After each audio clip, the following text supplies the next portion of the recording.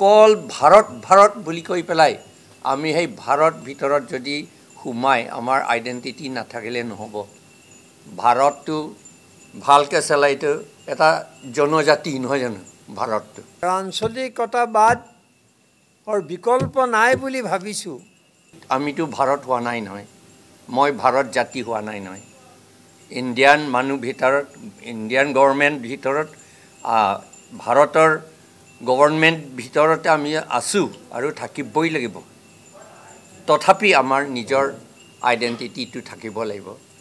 Identity ৰাখিবলৈ তেতিয়াহ'লে political power আমাৰ ছেপাৰেটলি লাগিব। কাইলৈ বিৰোধী ঐক্যৰ উমৈহতীয়া বৈঠক। সেইকাৰণে কালিলৈ আমি একো বিষয় ৰখা নাই, আমি সকলো গোট খাম আৰু তাত সকলোৱে দিহা পৰামৰ্শ দিয়াৰ পিছত যি সিদ্ধান্ত হ'ব আমি আপোনালোকক অৱগত কৰিম। কিন্তু এদিন পূৰ্বে আঞ্চলিক দলৰ আছুতীয়া বৈঠক। আঞ্চলিক দল সদ্যহতে 4টা ৰাজনৈতিক দল, কিন্তু ই বহল হৈ গৈ থাকিব, আপোনালোকে দেখি গৈ থাকিব। বিৰোধী ঐক্যৰ সংঘাতৰ মাজত ঐক্যবদ্ধ বিৰোধী আঞ্চলিক মৰ্চা। এই আসাম ৰিজনেল ফ্ৰণ্ট যিটো হ'ব, তাত মই কোৱাৰ দৰে ইতিমধ্যে লাহে লাহে প্ৰসাৰিত হ'ব। ৰাষ্ট্ৰীয় দলক একাষৰীয়া কৰি কিহৰ প্ৰস্তুতি বিৰোধী আঞ্চলিক শক্তিৰ? পলিটিকেল পাৱাৰ আমাৰ ছেপাৰেটলি লাগিব।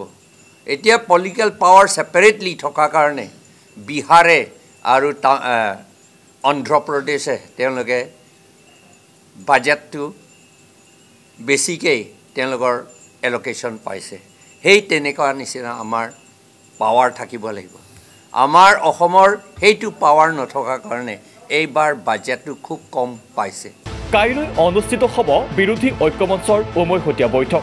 উপ নিৰ্বাচনত প্ৰাৰ্থিত্ব সন্দৰ্ভত আলোচনা হ'ব ঐক্যমঞ্চৰ বৈঠকত। কিন্তু বৈঠকৰ এদিন পূৰ্বে আছুতীয়াকৈ আলোচনাত মিলিত হ'ল ৰাজ্যৰ 4টাকৈ আঞ্চলিক দল। হোটেল লিলিত আলোচনাৰ বৰ্বে আঞ্চলিক দলে গঠন কৰিলে অসম আঞ্চলিক মৰ্চা। আজি আমি সেইখিনিৰ ওপৰত ভিত্তি কৰিয়েই আজি আমি এটা প্ৰথম আমি নামকৰণ কৰিছোঁ যে আসাম ৰিজনেল ফ্ৰণ্ট, অসম আঞ্চলিক মৰ্চা। এই আসাম ৰিজনেল ফ্ৰণ্ট যিটো হ'ব, তাত মই কোৱাৰ দৰে ইতিমধ্যে লাহে লাহে প্ৰসাৰিত হ'ব আৰু বিভিন্ন আঞ্চলিক শক্তিয়ে ইয়াত অৰিহণা যোগাব।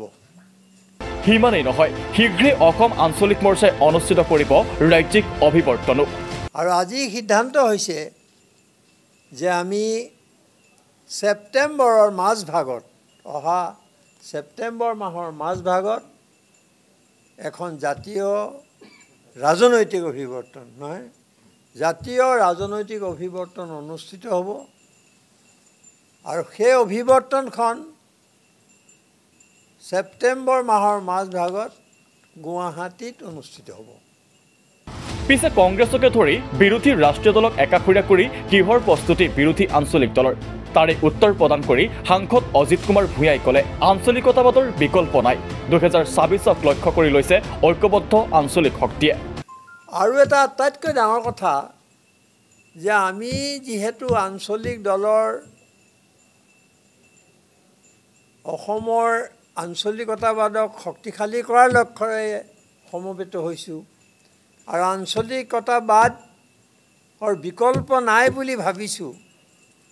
সেইকাৰণে আমি জাতি জনগোষ্ঠীৰ যিখন অসমখন যিখনৰ জটিল এটা অৱস্থা, ইয়াত জাতি জনগোষ্ঠীৰ বসতিস্থল, বহুধা বিভক্ত এখন সমাজ, আৰু যোৱা এই 10 বছৰৰ অসমত মোতকৈ 8 বছৰৰ বিজেপি শাসনে অসমখনক যিধৰণে থান বান কৰিলে, যিধৰণে সমাজক ভাগ কৰি বিহবাস্প বিয়পাই দিলে আৰু জাতি জনগোষ্ঠীবোৰৰ মাজত ভুল বুজাবুজিৰ সৃষ্টি কৰি যি ধৰণৰ ৰাজনীতি কৰিলে,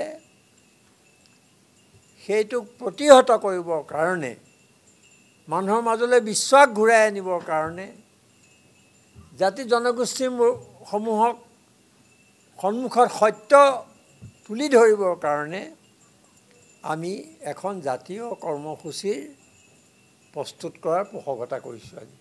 ইফালে ৰাজ্যৰ আঞ্চলিক শক্তিৰ ঐক্য সন্দৰ্ভত তাৎপৰ্যপূৰ্ণ মন্তব্য কৰে অল পাৰ্টি হিলছ লিডাৰ্ছ কনফাৰেন্সৰ জন ইংটি কাথাৰে। অসমক পৃথক ৰাজনৈতিক শক্তিৰ প্ৰয়োজনীয়তা সন্দৰ্ভত জন ইংটি কাথাৰে কয়, আসাম ৰিজনেল ফ্ৰণ্ট গঠন কৰা হৈছে। আমাৰ নিজৰ পলিটিকেল পাৰ্টি আইডেণ্টিটিটো থাকিবই, কিন্তু আমি একেলগে কাম কৰিম আসামটো বচাবলৈ। অকল ভাৰত ভাৰত বুলি কৈ পেলাই আমি সেই ভাৰত ভিতৰত যদি সোমাই আমাৰ আইডেণ্টিটি নাথাকিলে নহ'ব। ভাৰতটো ভালকৈ চলাইতো এটা জনজাতি নহয় জানো? ভাৰতটো জনজাতিৰ চিফটেইন আছিলে। সেই এটা জনজাতিৰ এটা ট্ৰাইবৰ নাম লৈ পেলাইহে গোটেইখিনি ভাৰত কৰি থৈ দিছে। তথাপি আমাৰ নিজৰ আইডেণ্টিটিটো থাকিব লাগিব। আইডেণ্টিটি ৰাখিবলৈ তেতিয়াহ'লে পলিটিকেল পাৱাৰ আমাৰ ছেপাৰেটলি লাগিব।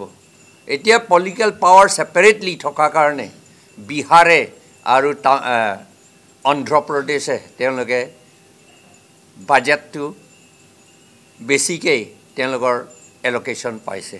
সেই তেনেকুৱা নিচিনা আমাৰ পাৱাৰ থাকিব লাগিব। আমাৰ অসমৰ সেইটো পাৱাৰ নথকাৰ কাৰণে এইবাৰ বাজেটটো খুব কম পাইছে। Although it is a BJP চৰকাৰ নহয় জানো? বিজেপি চৰকাৰ হয়, তথাপি বিজেপি চৰকাৰে আমাৰ আসাম বিজেপি চৰকাৰকতো ইমান কেয়াৰ নকৰিলে।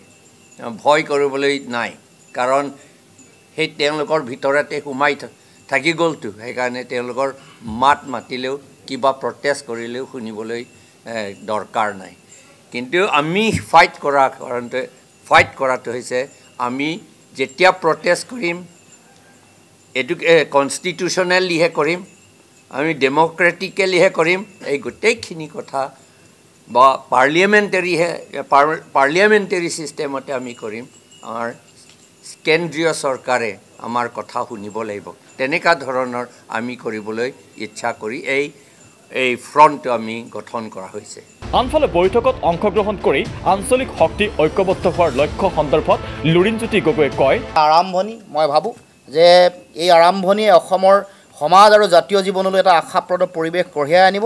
আৰু এই গোটেই যাত্ৰাটোত ইতিমধ্যে আমি আৰম্ভ কৰাৰ লগে লগে বিভিন্ন শক্তিয়ে, নতুন ৰাজনৈতিক শক্তি আছে, আঞ্চলিক শক্তি, যিবোৰে বিজেপিৰ ষড়যন্ত্ৰ, চেপা খুন্দা, সাম্প্ৰদায়িক ৰাজনীতি, পদভুত্ববাদী আধিপত্যবাদী চিন্তাৰ পৰা আঁতৰি আহি নিজৰ স্বতন্ত্ৰ চিন্তাৰে আঞ্চলিকতাবাদৰ ভেটি সুদৃঢ় কৰিবৰ কাৰণে যিসমূহ শক্তি উত্থান হৈছে, সোণোৱাল কছাৰীসকলৰ হওক বা আন জাতি জনগোষ্ঠীসমূহৰ বা কোচ ৰাজবংশীসকলৰ, তেওঁলোকেও যোগাযোগ হৈছে। পৰৱৰ্তী দিনসমূহত তেওঁলোক যোগদান কৰাৰ একেলগে আগবঢ়াৰ সম্ভাৱনা আছে। তেওঁলোকৰ লগত ইতিমধ্যে দুৱাৰ খোলা আছে বুলি কৈছে। BPFকে ধৰি আন আমি সকলোৰে লগত কথা পাতিম।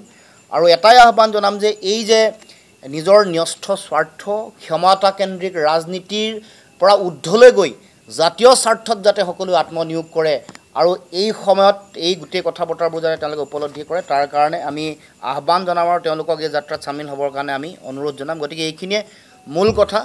আৰু উল্লেখ্য, হোটেল লিলিত অনুষ্ঠিত বৈঠকত অংশ লয় ৰাজ্যৰ দল, অসম জাতীয় পৰিষদ, জনতা দল অসম আৰু অল পাৰ্টি হিলছ লিডাৰ্ছ কনফাৰেন্সৰ নেতৃবৃন্দই। যে সভাপতি কেইগৰাকীয়ে আহ্বায়ক কমিটি হিচাপে কাৰ্যনিৰ্বাহ কৰিব আৰু আনুষ্ঠানিক ৰূপ যিহেতু আমি দিম, তাত সমন্বয়ক হিচাপে আমি ৰাইজৰ দলৰ কাৰ্যবাহী সভাপতি ভাস্কৰদী শইকীয়াক আজিৰ সভাই মনোনীত কৰিলে। বিজেপিক প্ৰতিহত কৰিবলৈ ৰাজ্যৰ বিৰোধী আঞ্চলিক দল আৰু ৰাষ্ট্ৰীয় দলকেইটাই উমৈহতীয়া যুঁজ অব্যাহত ৰখাৰ মাজতে আঞ্চলিকতাবাদক সক্ৰিয় কৰিবলৈ অসম আঞ্চলিক মৰ্চাৰ পৰৱৰ্তী ভূমিকা কি হয় সেয়া লক্ষণীয় হ'ব। লক্ষণীয় হৈ ল'ব ৰাজ্যৰ আঞ্চলিক শক্তিকেইটাৰ পৰৱৰ্তী ৰাজনৈতিক কাৰ্যকলাপ।